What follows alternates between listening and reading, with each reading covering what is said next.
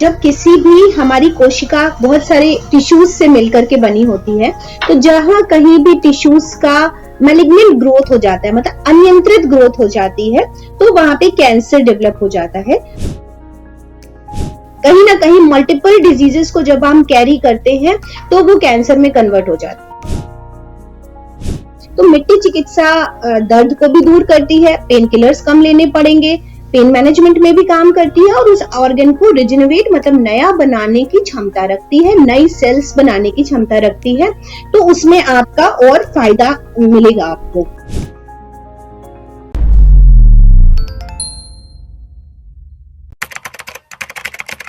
नमस्कार, D5 channel Hindi देख रहे दर्शकों का मैं वंदना स्वागत करती हूँ। एक बार फिर हम जुड़े हैं health is wealth holistic clinic Lucknow की डायरेक्टर डॉक्टर शिखा गुप्ता से। डॉक्टर शिखा जी, आपका बहुत बहुत स्वागत है हमारे इस प्रोग्राम में।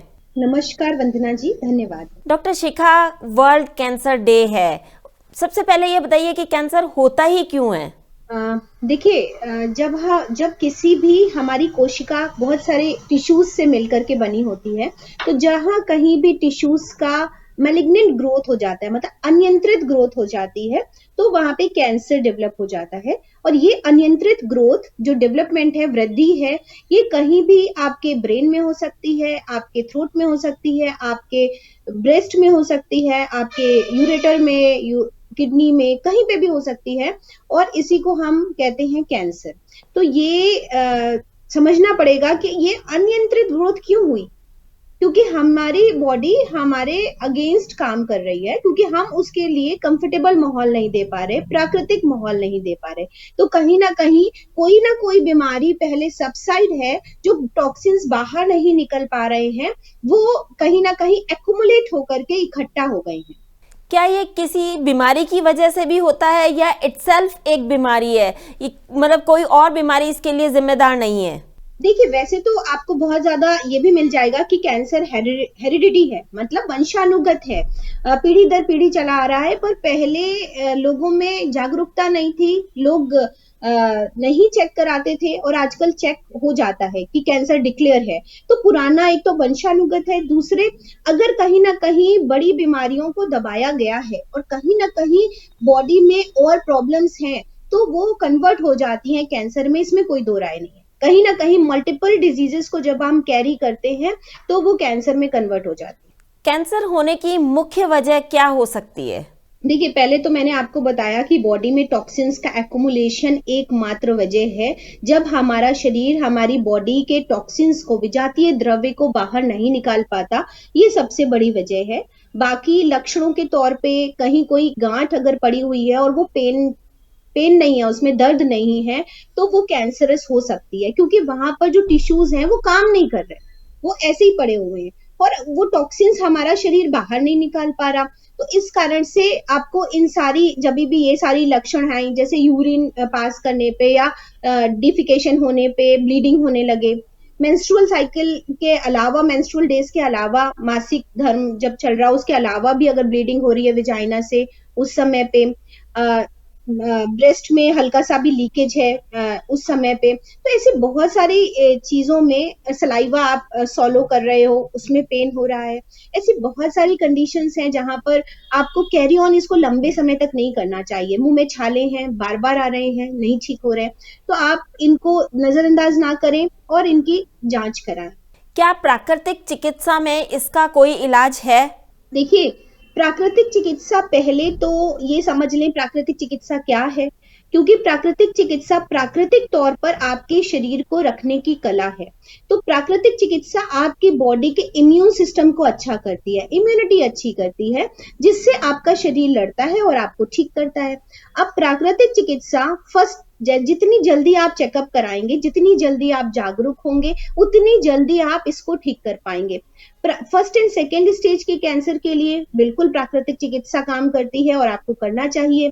इससे एडवांस स्टेज के लिए आपको एक होलिस्टिक हेल्थ का सहारा लेना चाहिए। साथ में प्राकृतिक चिकित्सा तो करनी ही करनी है।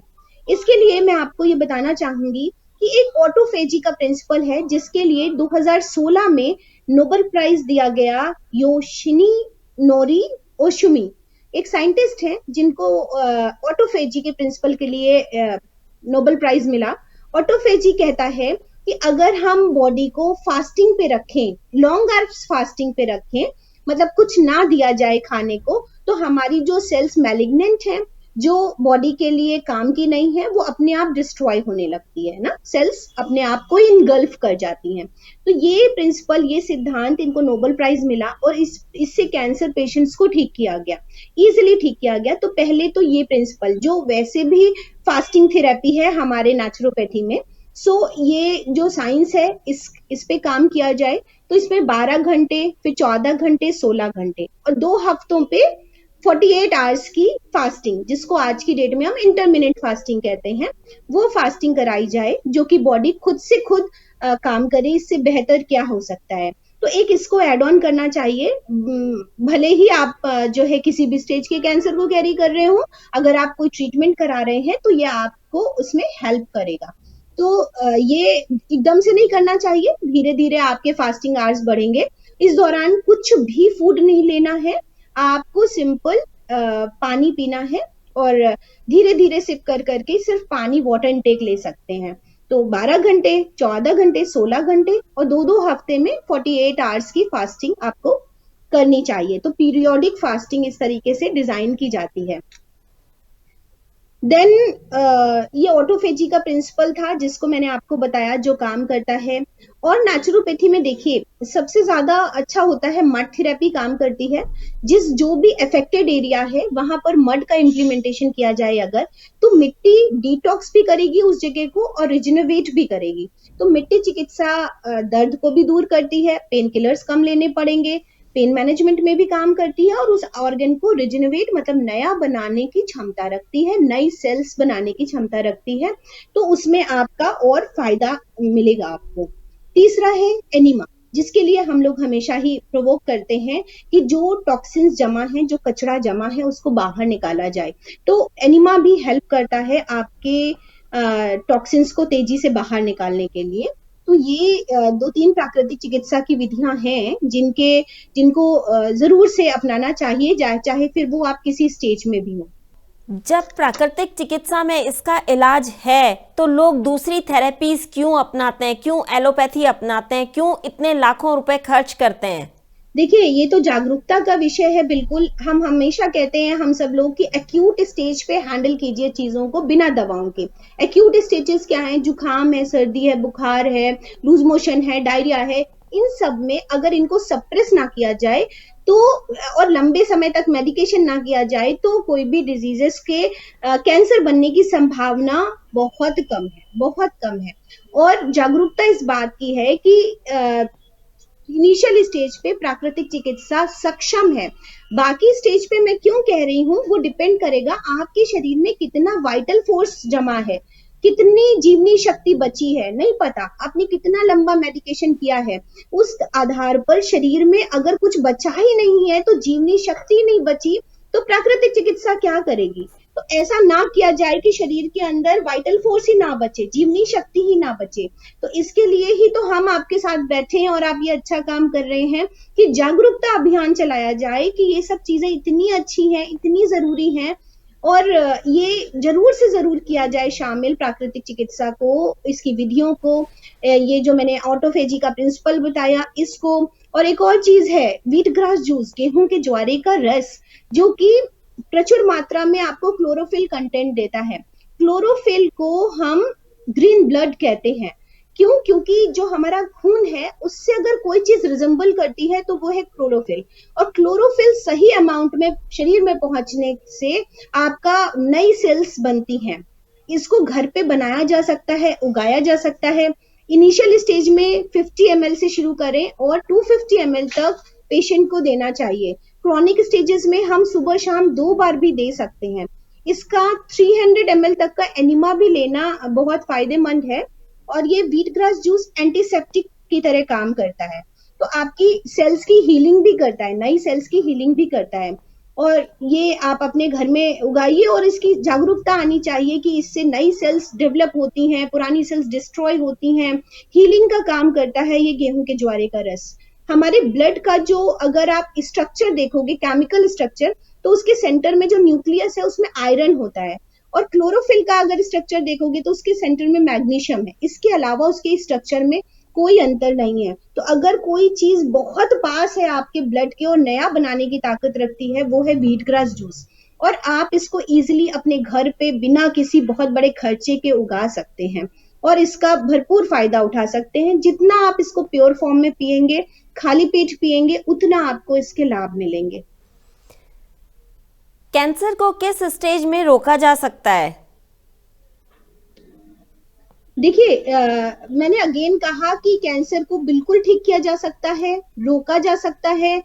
आपकी वाइटल फोर्स और आपकी बॉडी की इम्यूनिटी पे डिपेंड करता है।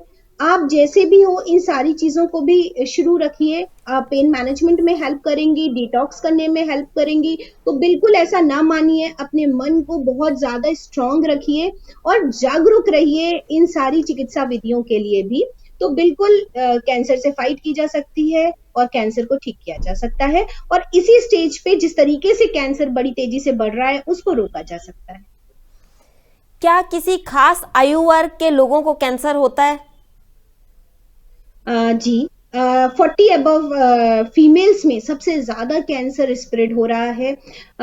और बाकी किसी भी उम्र में ये हो सकता है, पर जनरली 40-45 साल की अवस्था, जो कि अगेन एक वापस से जैसे मेंस्ट्रुअल साइकिल शुरू होता है, अगेन मेंस्ट्रुअल साइकिल जब डाउनफॉल होता है तो हमारी बॉडी में बहुत सारे चेंजेस आते हैं जिससे बॉडी कोप अप नहीं कर पाती है।